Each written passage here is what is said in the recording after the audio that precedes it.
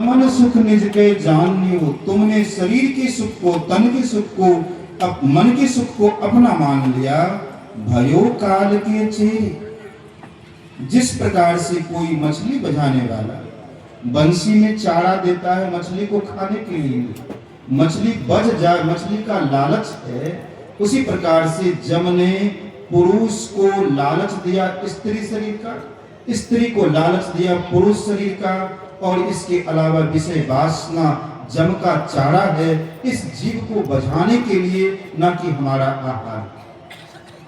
गुरु महाराज कहते हैं भयो काल के जितने रूप रस गंध स्पर्श शब्द को भोगा है, उसके परिणाम को भोगने के लिए हमें मनुष्य जोनी में दर दर का ठोकर खाकर करके दुख भोगना पड़ेगा।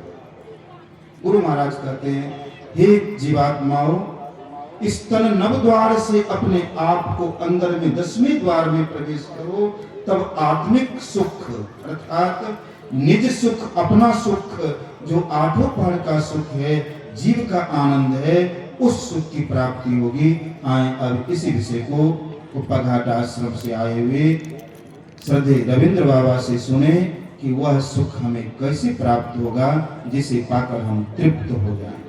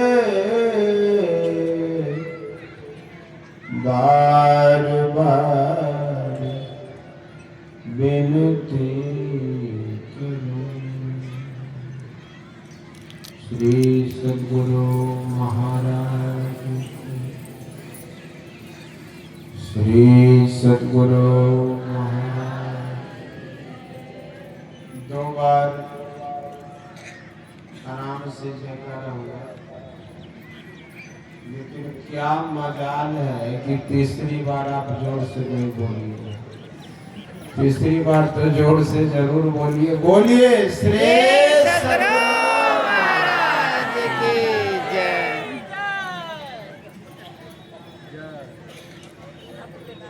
अपने आवास में विराजमान पूज्यपाद गुरु सेवी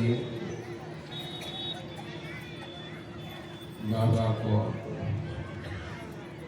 नमन प्रणाम। मंच पर विराजमान स्वामी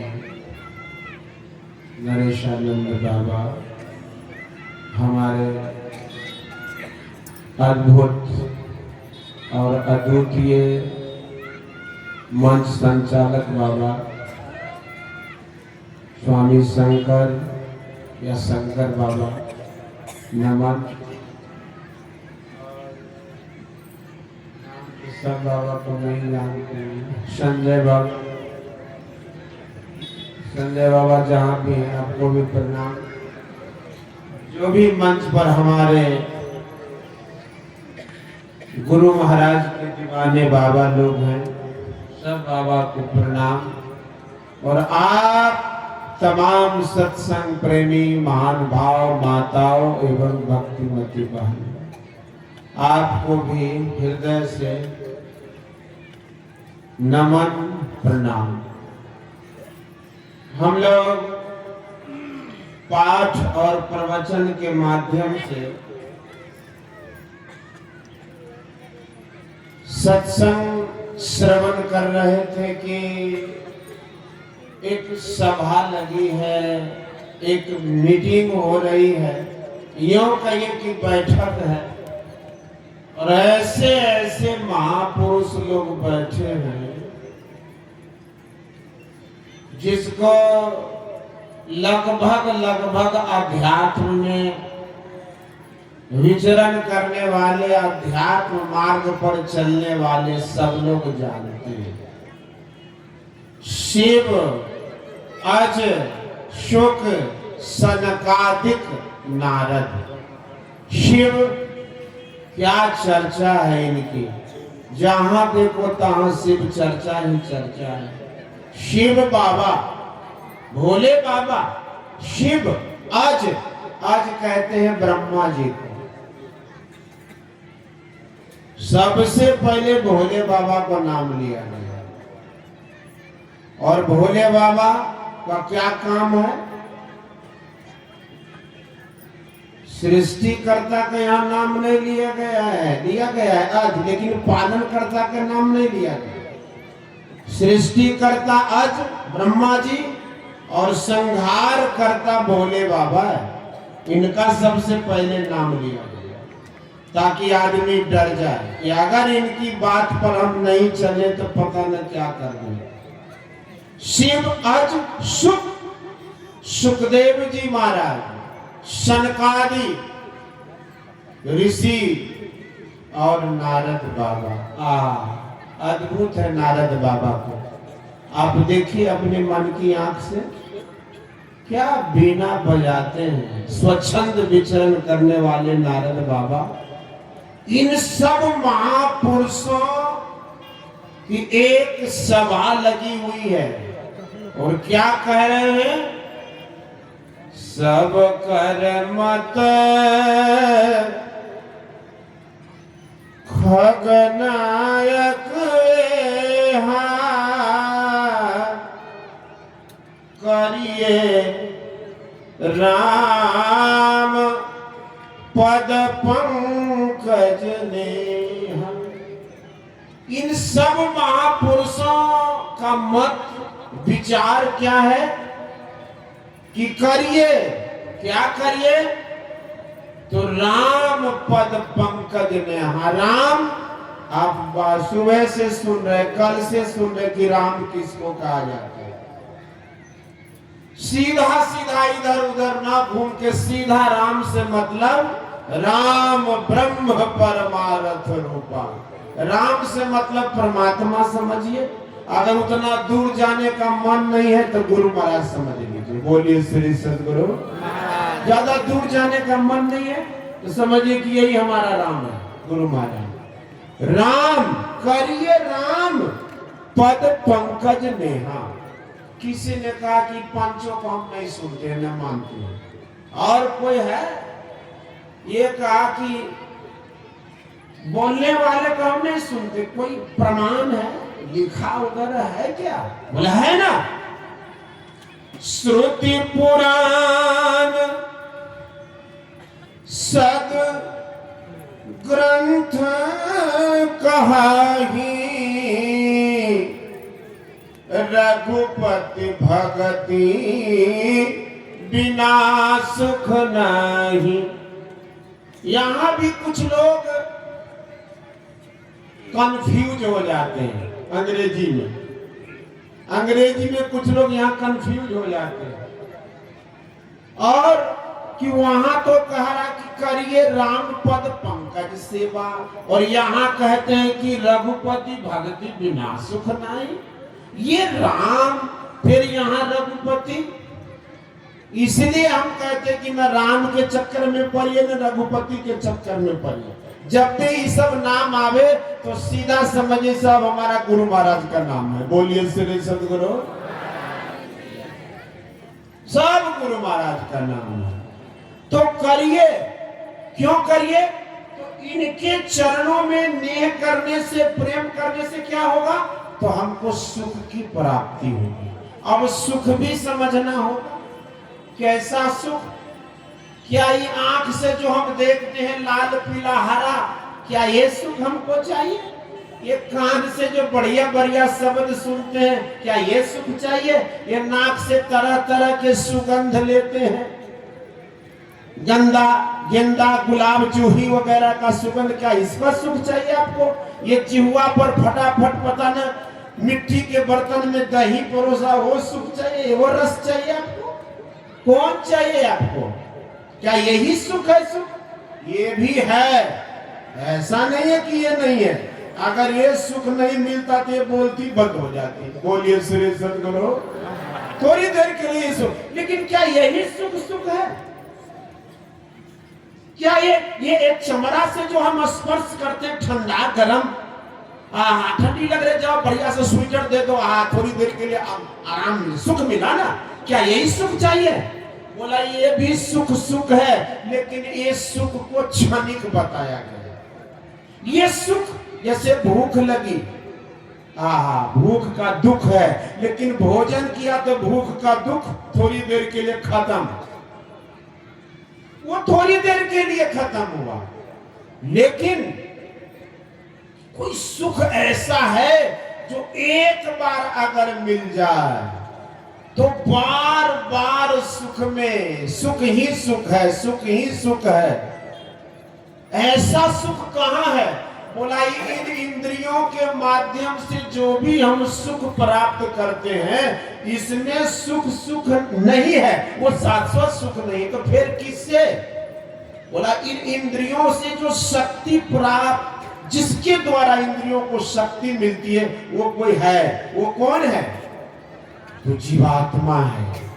आत्मा से जो सुख की प्राप्ति होती है, अर्थात सब इंद्रियों से परे होकर, परे बोले तो अलग होके, हटके जो आत्मा से सुख की प्राप्ति होती है, अर्थात आत्मा से जब भी कोई सुख की प्राप्ति होगी तो वो परमात्मा वाली सुख होगी। और वो सुख अगर मिल गया तो समझिए कि वो शाश्वत सुख है। उस सुख की चर्चा हो रही है। इस संसार में क्या है? एक सत्संग में हम सुन रहे थे, एक आदमी कोई पुलिस अफसर थे, नाइट ड्यूटी, रात भर जग के सेवा करते थे, दिन में आए थे थके मरे, तो आराम से सोना चाह रहे थे, लेकिन छोटा सा एकदम सलौना सा उसका बेटा था, आसपास में खेल रहा था, ये सोने की तैयारी कर रहा था, लेकिन बच्चा सोने ही नहीं दे रहा था। तो सोचा कि इसको किसी तरह अपने पास से हटावे, जेब से पैसे निकाले और दे दे, लो जाओ कुछ खरीद के खा लेना, जाओ। वो थोड़ी देर के लिए कमरा से बाहर गया और गया दुकान पे, और वो भोपो नहीं होता, भोपो, वो पैसे के खरीद लिया। और कमरा खुला ही था, कुंडी लगा लेना चाहिए था, कुंडी नहीं लगाया, और वो अपने बाप के कान में भी भो भो करना शुरू कर दिया। बोला जिस जो सुख हम पाना चाहते थे, ये लड़का चला जाएगा तो हम आराम से चैन से सोएंगे, तो उल्टा ही वो पैसे भी खर्च हुआ और डबल दुख हो गए। तो ये संसार का सुख का ये हाल है। जब जैसे जैसे हम कुछ करते हैं, सुख थोड़ी देर का अनुभव तो होता है, लेकिन बाद में दुख मिलता है, बाद में दुख मिलता है। इसलिए ये महापुरुष बहुत विचार के कहते हैं कि राम के चरणों में, रघुपति के चरणों में, उनकी चरणों की भक्ति करने पर तब जो सुख मिलेगा वो शाश्वत सुख मिलेगा। संसार में क्या है? गरीब लोग सोचता है कि हमारे पास पैसे नहीं है ना, इसलिए हम दुखी हैं। अगर पैसे हो जाते ना, फिर कहना कि हम भी सुखी हो जाते हैं। वाणी कहती है कि गरीब कहे धनवान सुखी, गरीब कहे धनवान सुखी, धनवान कहे सुख राजा को भारी, राजा कहे चक्रवर्ती सुखी, चक्रवर्ती कहे सुख इंद्र को भारी, इंद्र कहे चतुरानन सुखी, चतुरानन कहे सुख विष्णु को भारी। बोला ज्यादा दूर जाने की जरूरत नहीं है, तुलसीदास विचार कहे हरि भक्ति बिना सब लोक दुखारी। बस घुमा फिरा के वही कि यहाँ सुख यहाँ सुख यहाँ सुख, लेकिन सुख नहीं है। निर्गवारी सब सब ही प्रपंचन विषय सब दुख रूप है।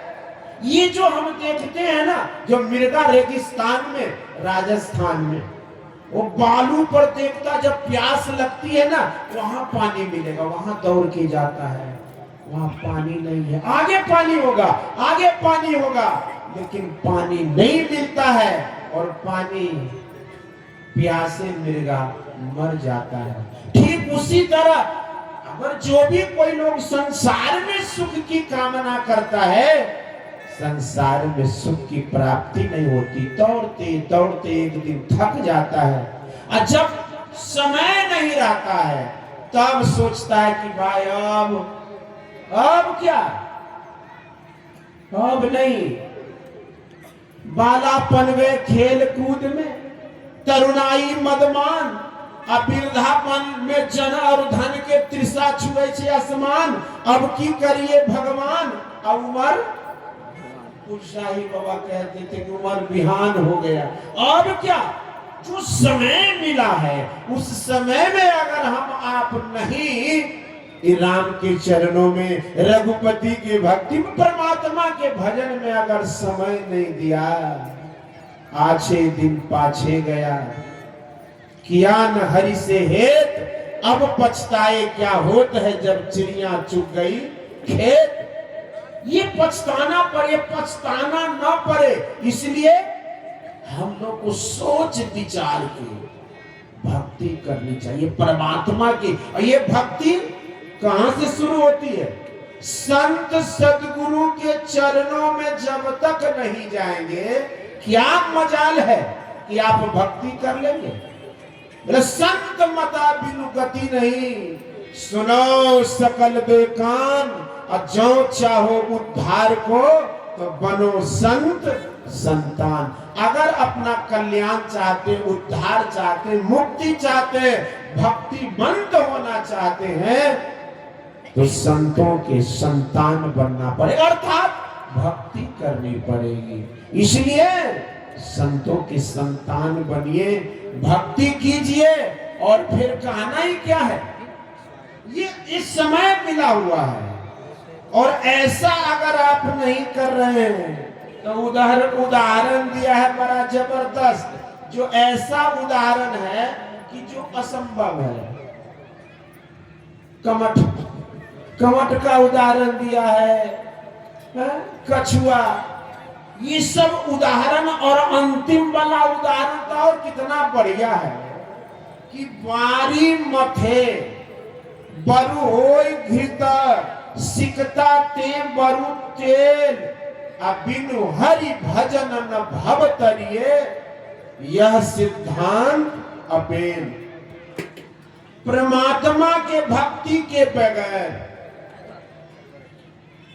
अर्थात इधर उधर में हम अगर सुख की कामना करते हैं, वो सुख सुख नहीं। जैसे बारी कहते हैं पानी को, असिकता कहते हैं बालू को। बारी मथे, ये असंभव काम। पानी के मथने से आज तक घी नहीं मिला, मिला है? घी नहीं मिला है। और बालू के पेरने से आज तक तेल नहीं मिला। ये असंभव काम संभव हो जाए, थोड़ी देर के लिए मान लीजिए असंभव काम संभव हो जाए। लेकिन अगर कोई कहे कि हम परमात्मा की भक्ति के बगैर सुख की प्राप्ति कर लेंगे वो होने वाला नहीं है।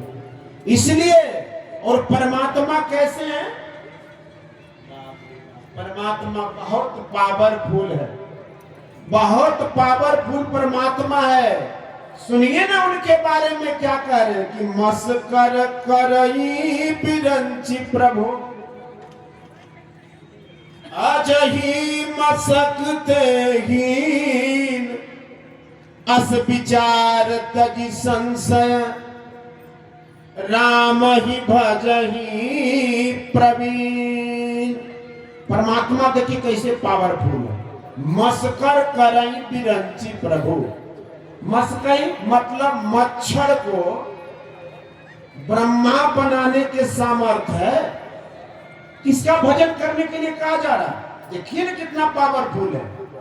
मच्छर को ब्रह्मा बनाने का सामर्थ्य है और ब्रह्मा को मच्छर से भी तुच्छ बना सकते हैं। ऐसे परमात्मा की भक्ति करने की बात है।